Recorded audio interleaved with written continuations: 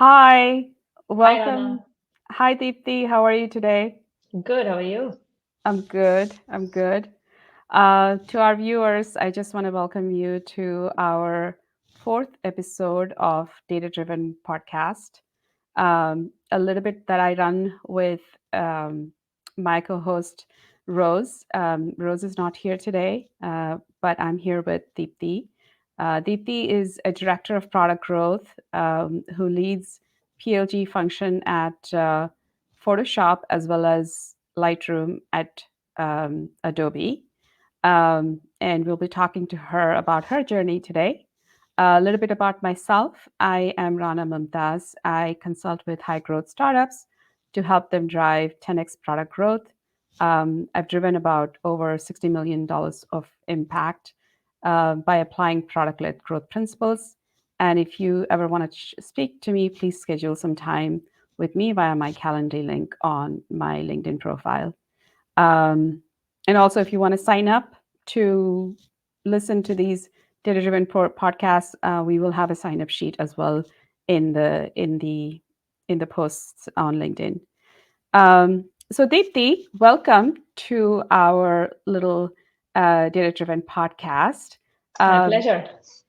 so, tell us a little bit about yourself, your background, and what led you to product growth. Yeah, it's been a journey for me. I my path has been a little non-traditional. I started off as an engineer. Was one of the engineers for one of the first products that SAP took to the cloud called Business by Design. And then I decided I wanted nothing with tech, and I wanted to do something completely different because I came from a family that was all tech.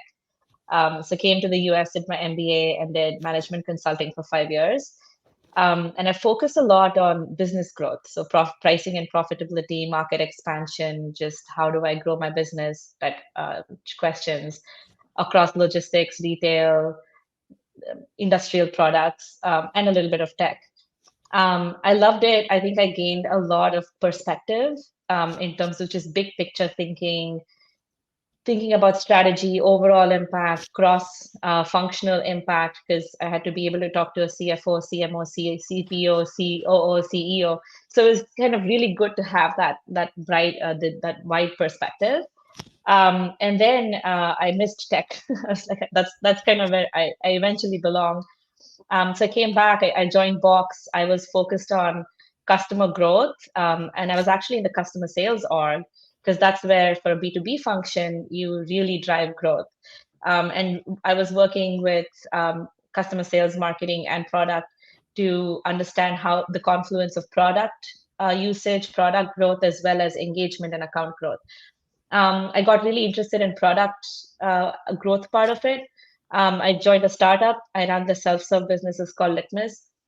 Ran the self-serve business for about a year and a half to 2 years, and established their product growth function and did everything from acquisition through to retention. I reached a point where I just wanted to do growth for products that I was very passionate about. I love creativity. I'm a creative person. So I reached out to Adobe, and I've been at Adobe for the past 3 years. And also it's like a personal challenge for me because it's a company that's been around for so many decades, known for innovation, but known for desktop products. So how do you really do product growth for a company with desktop products? And I've been here for 3 years, and I've kind of worked across the Creative Cloud suite, and finally landed in Photoshop and Lightroom, driving PLG for these two products. Amazing, amazing. I definitely remember a time when I also was done with tech, and this is post MBA. I think something happens when you get an MBA that tech is not cool enough, that management consulting is more cool. Um, I remember going in that same direction and then coming back to tech saying, "Oh, I missed it." Well, we're dating um, ourselves. This was like maybe a decade or so ago. Now tech is cool. Now this is where Now, everyone is coming. product management roles are the things that everybody wants. Yeah, Nobody wants to exactly. be a banker. Nobody wants to be a management consultant. Yeah. Yeah, I wish we had that when I was graduating from MBA. Um, Little known fact, but I walked out from Google's interview. Wow. Brave. What do you think about that now, Rana? Naive, not brave. Yeah, some of my friends who joined at that time are now VPs there. So Everyone has their own journey. It's what you learn along the way. I wouldn't change it for anything. So, you can rise the ladder staying in one place and doing the one thing that you're really good at. It's also an awesome journey. But I have a little bit of an ADD case. I really enjoyed learning so many different things. Lived in Sydney for a year and a half while I was doing consulting, so like been traveling around. It's been great, and I wouldn't trade that for another level or two levels in the career ladder. me too, honestly. I went into banking post MBA, and as harsh as it was, it taught me so much. It was a bit of a pivotal moment for me to go from being an engineer to sort of being in more of a sales organization and a marketing organization. How do you tell a story? How do you influence people? How do you work with C-level executives? And I think I credit a lot of my confidence and articulation to that time. I think there was a pivotal like growth that happened in me that I would not trade for anything out there. Um, but it's also a great learning experience that look at that companies like Google can happen overnight, and it's really when you go back to the basics, it's the PLG motion, Oh yeah, for sure. It's all right? about growth in the end of the day. At the end of the day.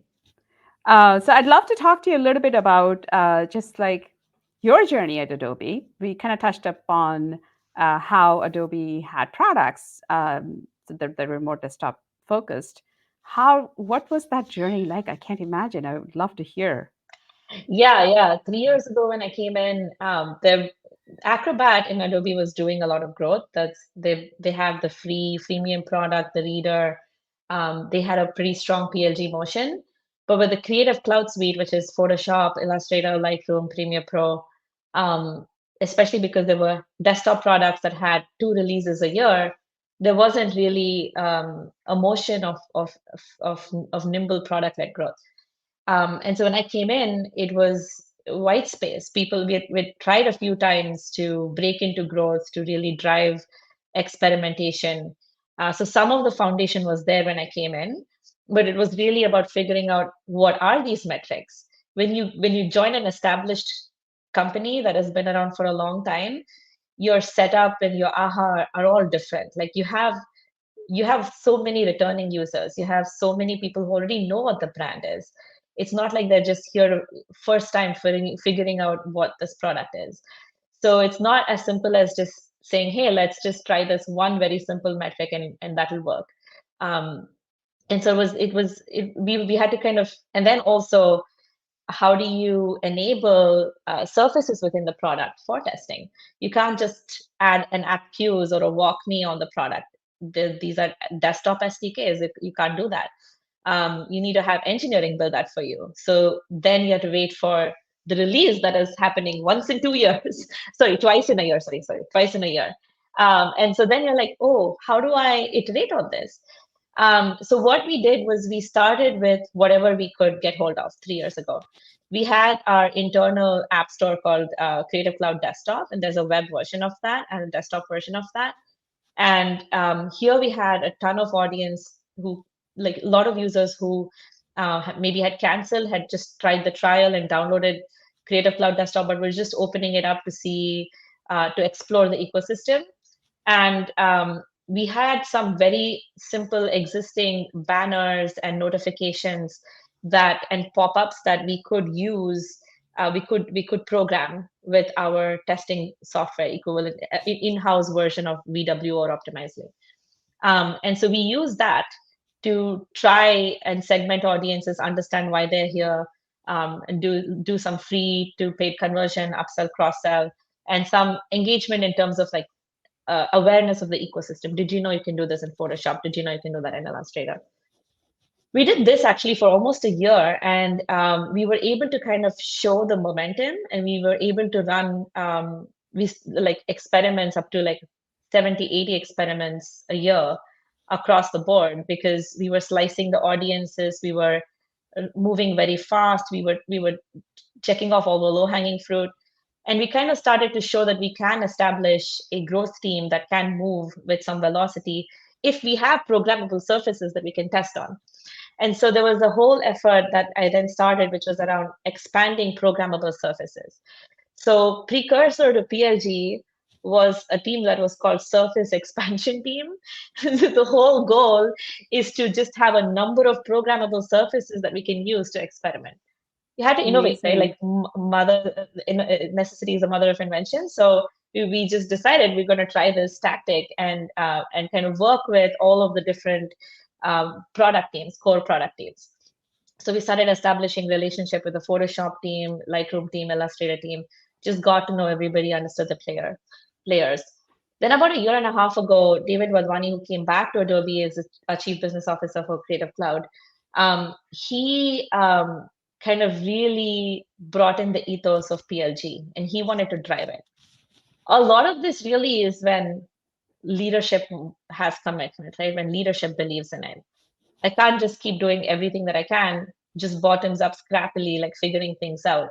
You need the top down push. And so I'm Absolutely. very grateful for that. Like, I think our leaders have very bold vision, and they're very unafraid to try new things, which is really telling because we're an older company, right? And you're used to a certain way of doing things. To then question it and say, actually, we are going to now have a monthly release for Photoshop, and we're going to start doing PLG, and everybody needs to adopt it. And here are some teams that are doing it. Let's leverage them. Is huge. They didn't go out there and open up 1,000 recs and hire a bunch of people.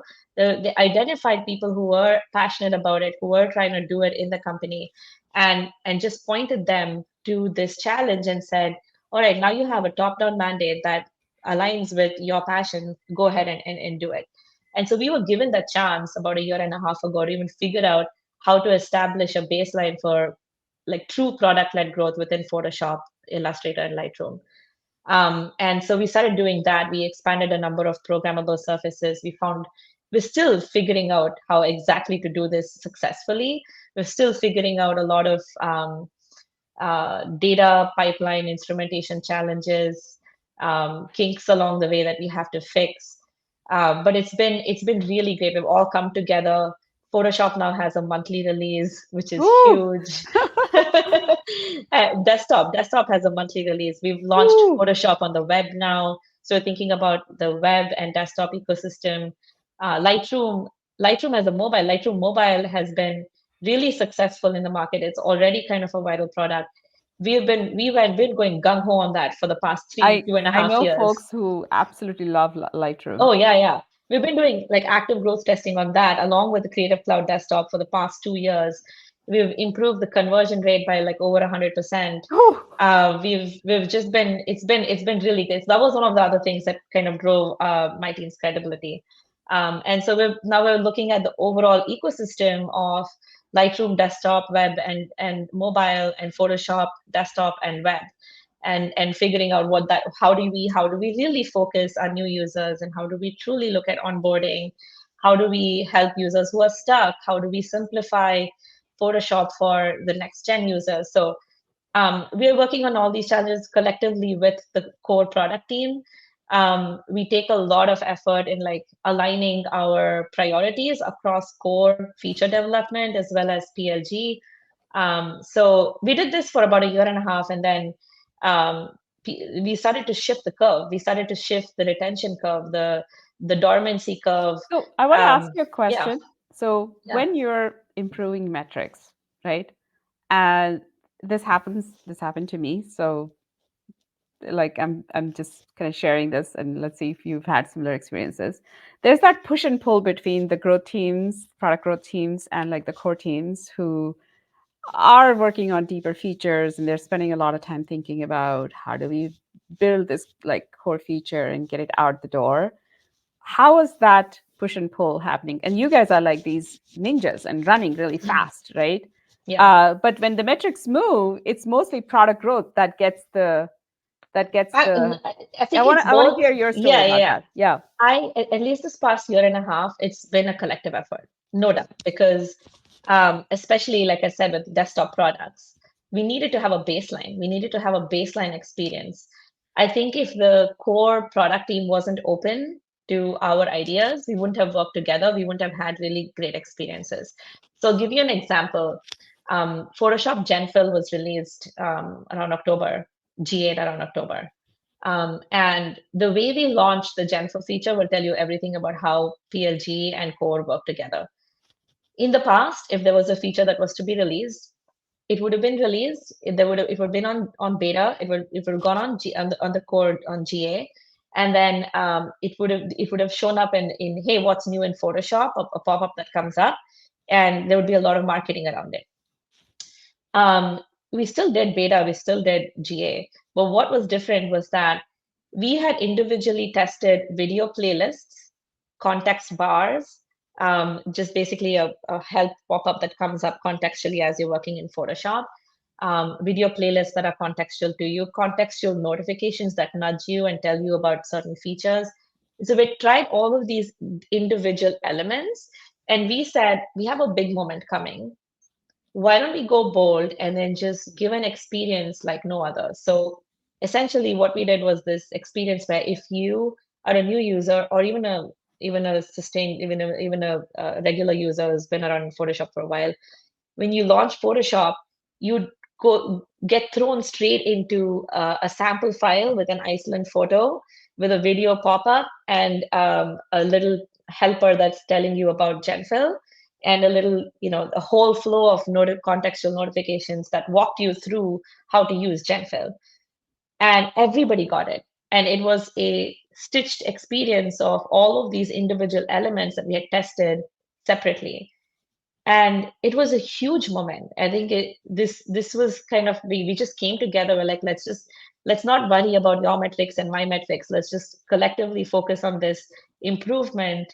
And we talk about the shift in the curve collectively, like we did this together. And I don't Awesome. think you can do it one way or the other. And even going forward, we have shared outcome metrics that we want to move. The retention curve needs to be moved collectively. How we move it individually and where your focus areas might be different, but we are all aligned towards moving that. Yeah, no, alignment is such a key to success. And I'm so glad that your approach was to kind of do a bear hug to everyone and make sure, because, I've seen teams, and especially I've heard stories from other companies, I won't name the names, where there's that tension between growth and core product teams.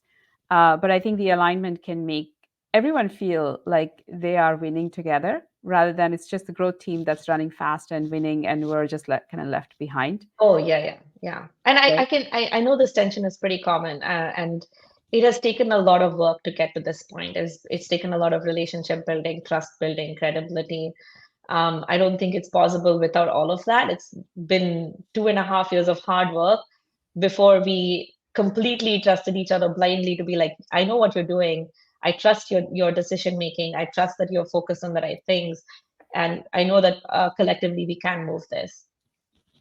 So we're sort of talking about the challenges in this, like the growth journey. Let's talk about cultural shift. So you talked about metrics, you talked about baselining metrics and baselining experience. Um, before you joined, or like when you joined in the early days, were there any metrics at all that folks were focusing on? It's interesting. We're still playing around with metrics. It's not a simple thing. It's not like magically we have four metrics that are correlated to retention that I know I have to move and then everything happens. It's just not the case.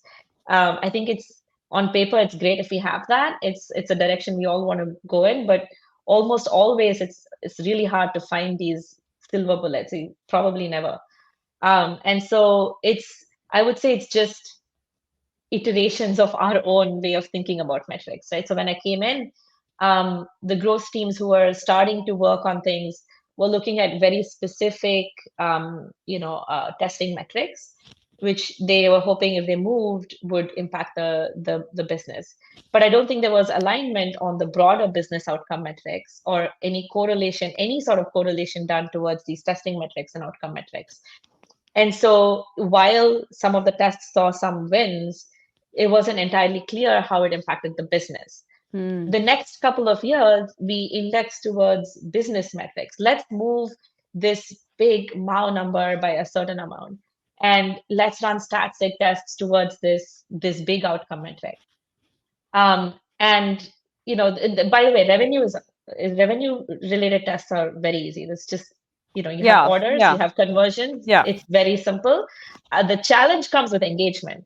Yes. When it comes to free to paid conversion, upsell, cross sell, great. It's all there, all instrumented, super easy to calculate impact, no issues. With engagement, it's always a challenge. It's not the first time. Literally every job I've been in, it's been a challenge. And so we indexed on trying to move these really hard to move metrics. And then, you end up having to run the test for a long time because you don't have like insane amount of audiences on a desktop product. And it's not like web traffic. And so you have to run the test for a long time. You have to wait for it to bake for a long time. And it goes so slowly and it's so hard to see the impact. And so we went through this phase for a year and a half. So now I'm like changing I this have entirely. respect for you, Deepti. That is not easy, my friend. No, it's not. But you asked me from a year from now if I've succeeded, because now I tried something completely different, where we are saying that, all right, we know our outcome metrics. We've done enough analysis to have some sense of what types of testing metrics ladder up to these outcome metrics. Yep. So we're just going to run tests on these testing metrics, and we will collectively track the outcome metric as our OKR, as our overall OKR. And that's the shared OKR with core product and even marketing, to be like, we collectively have to move this. So all of our vectors need to be aligned. How I am going to contribute to this is to run tests against my testing metrics and then continuously learn which metrics are moving the needle. Mm-hmm. And so I think we'll be able to move much faster, and I think we'll be able to get a lot more success with this. That's my hope. Ask me a year from now. Yeah, I mean, I honestly believe in this methodology of like, especially when you have so many constraints, right? It's great to have a mobile app that just like you can test, and figure out very, very quickly. When you have that many constraints, and you're trying to move a difficult metric, monthly engagement metric like MAUs and DAOs is incredibly hard. It's incredibly hard to measure it. And to be honest, like there are products where you want the session to be short, Yeah. right? Yeah, Like and then who's to say you need that? Like, do I need someone to come exactly. every week? I just want people to know the product, love the product, understand the value of the product, so that they know that when they need it, it's there for them to come They back, and they value don't the just product when they need it. yeah, they don't just cancel it because they didn't understand the product. Right, right. That's the true goal of it at the end of the day. And how do you measure that? How do you measure the impact of it? It's huge challenge. Yeah. Mobile conversions and free to paid conversions, freemium conversions, how to track that, that's fine. That's been It's done. very cut and dry. Yeah, we know what the motions to get to that point. Engagement, that's hard. Yeah, and obviously it depends upon the user segment, right? There are users who are building item like using making creating designs on a daily basis, and they need this product on a daily basis. Yeah, And there are users who are more like me. I mean, I design like once in a blue moon, right? So my engagement would be low, but doesn't mean that I don't like the product, exactly. right? Exactly. And then especially for a product like Adobe that has been around for so long, you have millions and millions of users. So like I can imagine how hard that must have been. It's almost like I don't know if you remember Akbar Birbal's story where he tries to prove a point with a pot hung up very high, and there's like fire all the way on the Yeah, bottom. yeah, That's what yeah. reminds me of like when you say Mao metric and like deeper Yeah, yeah, metrics. yeah. You get this one experience on day one of your paid journey. We will see how you do after 5 weeks. Oh, For sure. It's exactly what you said. It's it's a moonshot. But I think there's ways to get there. I think there's the way to look at it is really to say what's your day one experience, what's your first run experience, your week one, month one. How do we make it really valuable? How do you realize the value of the product? So that you come back. And this actually we saw this. We were focused on driving frequency of use last year, Yeah. and when we ran a number of experiments, we realized we impacted the dormancy metric unintentionally because we drove positive product experiences and it made fewer people cancel the product. And so, we realized that, okay, so it doesn't mean that they need to come back all the time. It just means that they found value and they, instead of canceling, came back at some point. So I think all of this is it's also probably healthy for the society to think that way and to say that people don't need to come every single day or every single week for a product in order for the product to be successful. They need to understand the value. They need to feel the delight in using the product. They need to appreciate the value of the product, and Preach they'll to come social back. media, Deepti. Preach to the Yeah. social media. I said it without saying it. No, I mean, honestly, that's where ad-based businesses break down, right? Like they can't make money unless you come back. Unless Yeah, you spend hours and hours and hours with them, they can't make money. So true. it's hard. Like we're sort of going into that direction of like, how do we make more money by just notifying you and bringing you back as much as possible? But for a product like Adobe, Yeah, it's a subscription product. You're not relying on ads, and so it yeah, makes more sense to give folks their space to correct. decide when they're going to use the product. Yep, totally. Let's talk about sort of the organizational and cultural sort of changes you had to sort of maneuver. And we kind of touched upon that a little bit about alignment and building relationships. What were some things that you did that helped you actually build those relationships? Firstly, I think I do, like I said, the having visionary leaders, having empathetic, kind visionary leaders is really important. And nothing can replace that. I could have been the same person with a different result if not for that. So I do want to say that I think, just having that buy-in, having leaders saying PLG is important, growth is important, we're going to prioritize this, we're going to invest in this. That has been huge, and that's been a huge encouraging factor. However, how we built our brand and how we built credibility was really just the ability to execute. I think there's I've seen growth PMs who want to come in and then just do want to do strategy and want to kind of run the roadmap, but not get in the weeds and not do the roll the sleeves up and get into the weeds and do the test setup and get into the code and get into the not so fun parts of growth. But if you do it, then you know that you T- have a t- team that Tell me can what. execute. Tell me what's the not so fun parts. I want folks who want to get Yeah. into product growth like understand this. Yeah. I mean, see, you have tools like VW and Optimizely, etc., right? But you have to set it up. You have to understand the audience segments. We use an in-house system.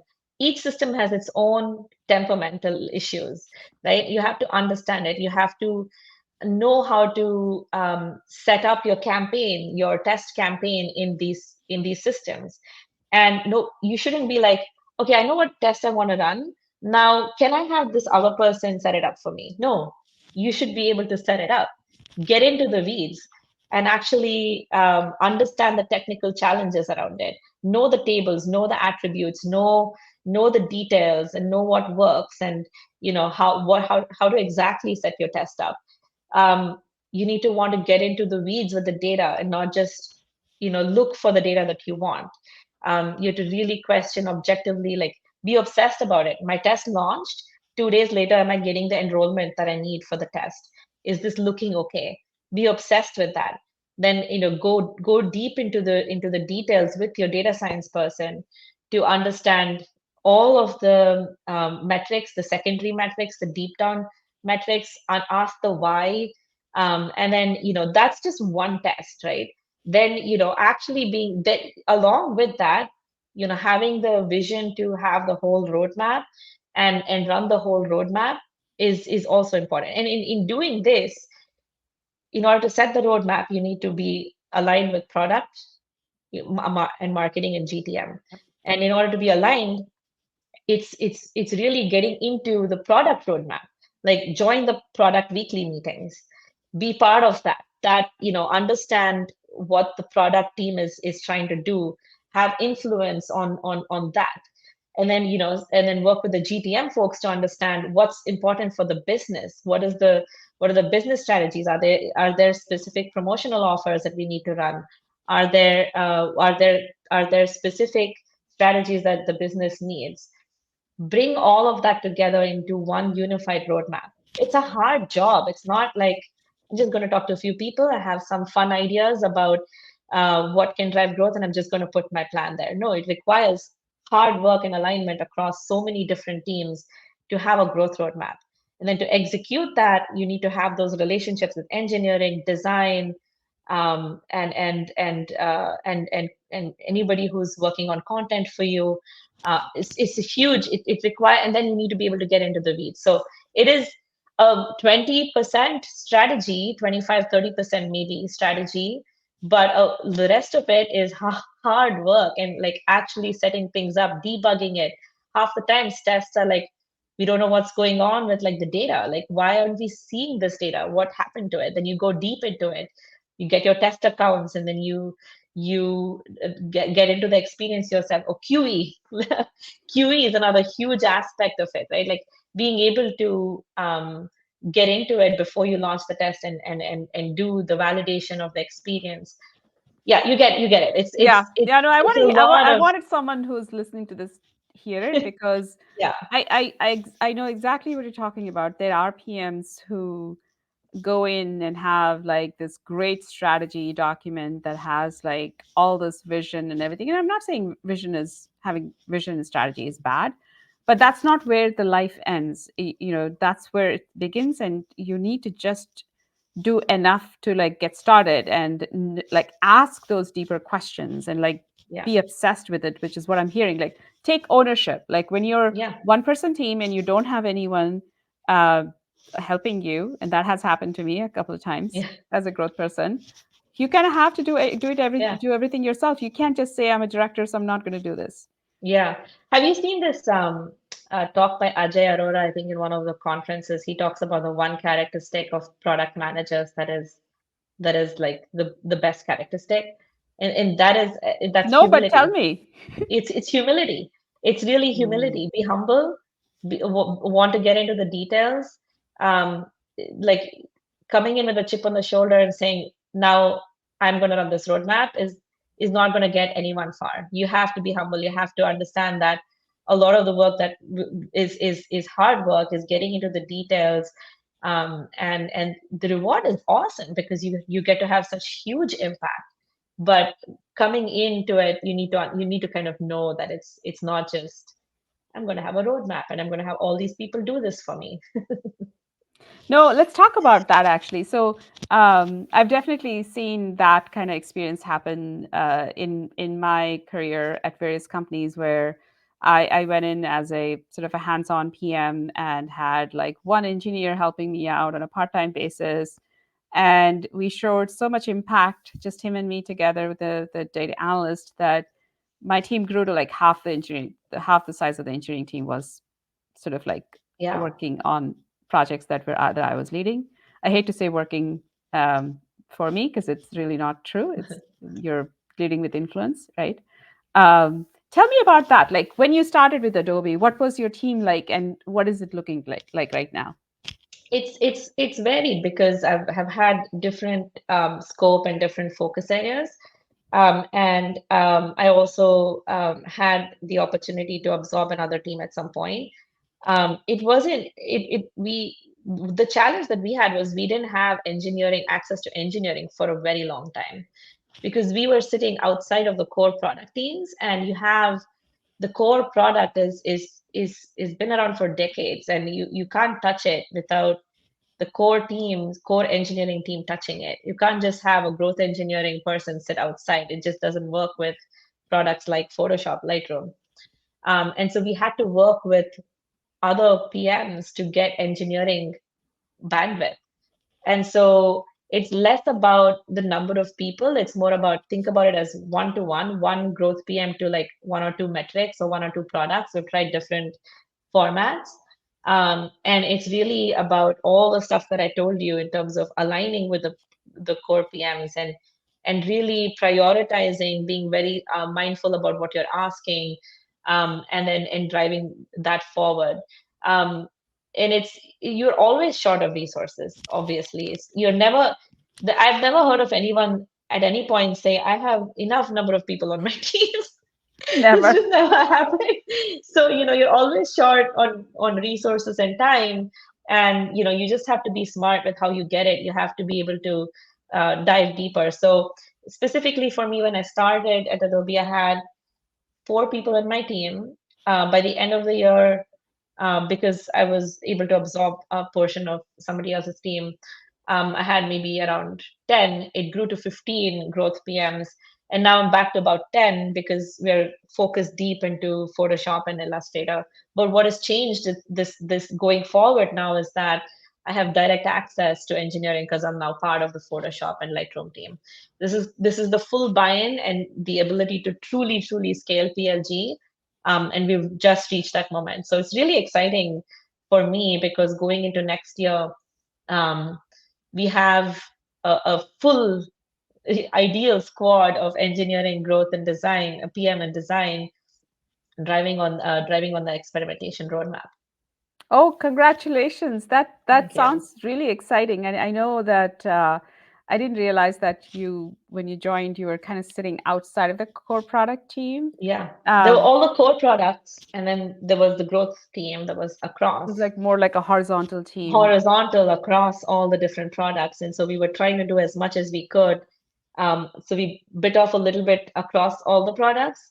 And now they're like, okay, fine, we're going to invest in each product for each category to have its own PLG team. So I'm now in the category of imaging, which is Photoshop and Lightroom, and I'm driving that. That's amazing. I can imagine like that weight coming off your shoulders going, okay, I can move faster. Like, Yeah, 10 times faster now than I did like for a year sure. ago.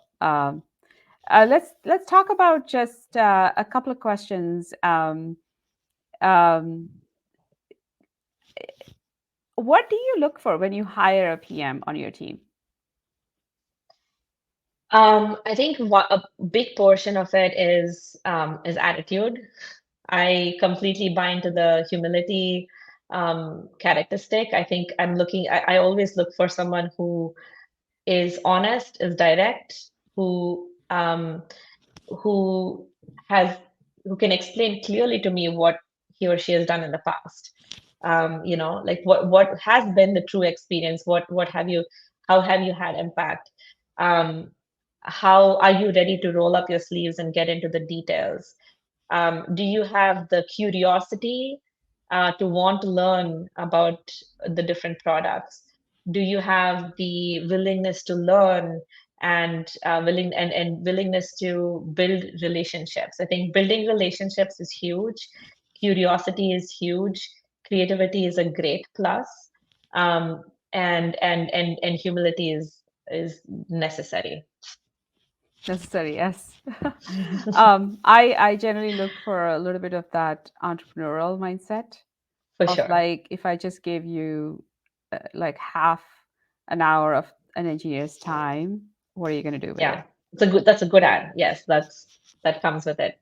I think it's what makes a good entrepreneur though is someone who's curious, willing to learn, wants to build relationships, is a self-starter, and is humble enough to know that they don't know everything, that they're going to learn along the way. So yeah, I think that's probably listed the characteristics of what makes a good entrepreneur. But you do need that mindset.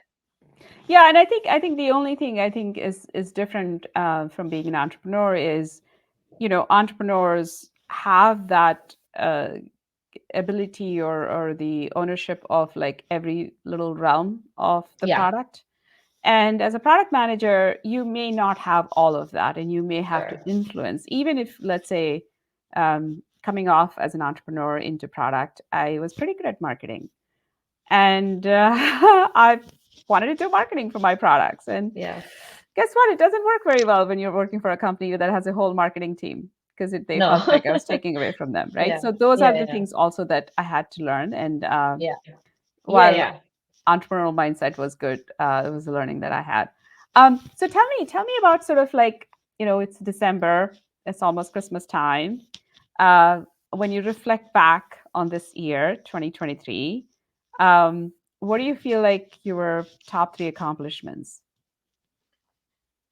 Um, I think the first one is just having a fantastic team. Just like I've had the opportunity to build a really amazing team.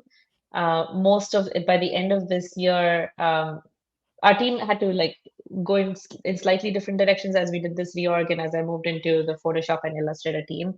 But the team that I had until then was something that I built over time, and really strong group of people, happy, highly motivated, highly energetic, like just setting a fantastic example across the company. And I was really, really proud of that team. I still am.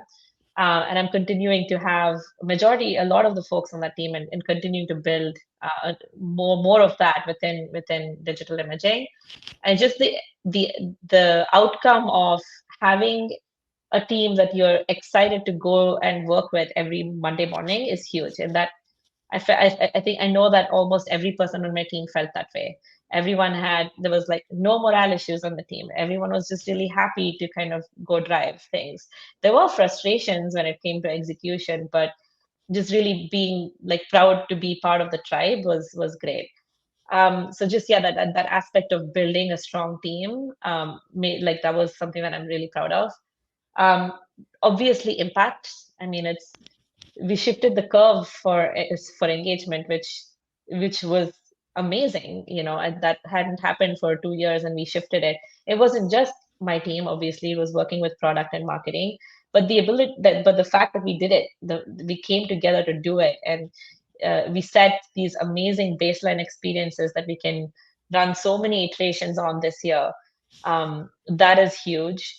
And then the third is just like all the relationships I've built, with various leaders in the team, with various functions in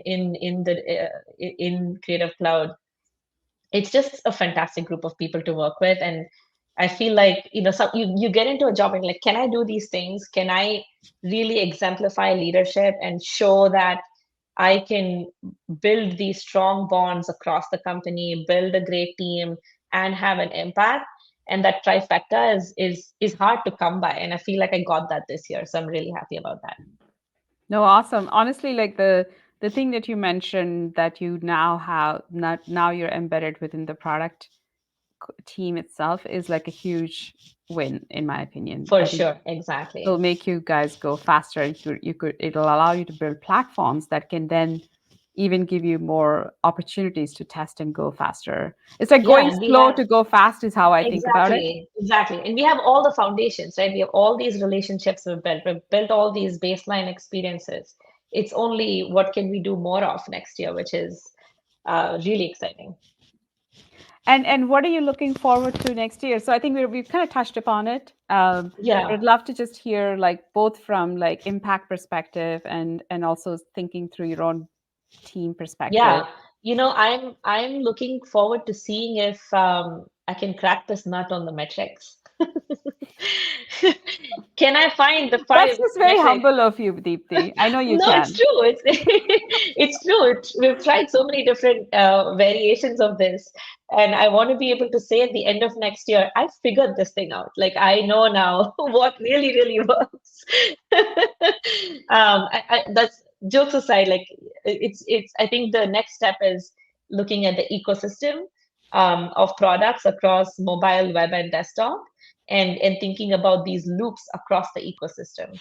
The possibilities are endless. Like it's amazing. And as we go into next year, we've got a number of freemium products within the ecosystem. So there's Adobe Express, there's Firefly, the text to image um, uh, the playground that you can play around with. So we have Is a it lot of Gen AI? users. Yeah, it's Gen AI. You can just go to Adobe Firefly and try it out. So you have a lot of users, like free users in the ecosystem. They may not be freemium to Photoshop, but they're free or low cost customers. It's new traffic, next gen traffic, completely new users coming in and trying our products. How do I think about onboarding and how do I think about PLG within Photoshop and Lightroom to really drive the right experiences for these? How do I tap into these a lot of these users who might be coming in, trying something and leaving? And it's working now with the Firefly team, working with the Express team to figure all that out. So there's new areas that we're going into, the new ecosystems, new products, cross product opportunity. I'm looking forward to really figuring all of that out. That's amazing. I know Adobe is such a amazing uh, product company that I've used Photoshop in the past. As hard as it was, I learned it and I used it. Back in the day when we used to actually have those the, the CDs Yeah, yeah, yeah. that you had to download the product. I've done that, Right. right? So it's just like the experience that Adobe has in this space is incredible. um, and I am very like optimistic that you guys can actually build sort of leapfrog in this whole Gen AI space. Oh, for sure, for sure. Um, There's so many you possibilities. have so much data to train your models on Yeah, yeah, that for other sure. companies might not have. And I've tried some other products where they hallucinate really fast. Especially when it Yeah, comes to image generation, right? It's not yeah, easy. for sure. Um, so, really thankful for you to have spent this time with me. Thank you for answering all the questions and sharing what the journey was like. Hopefully, it'll Yeah, my help pleasure. hopefully it'll help some folks who are either looking to break into product growth or thinking about product-led growth within their own company and have some of the limitations that Adobe had when you guys got started and cultural shift and what have you. So I want to thank you and I want to wish you happy holidays. Thank you so much. Yeah, and for all the viewers, if anyone has any questions, wants to talk to me, I try to make as much time as I can, so feel free to reach out. Yep. And Deepti has a LinkedIn profile. We'll add that to the post as well. Thank you. Thank you, It was great. Deepti. Thanks, Rana. Bye.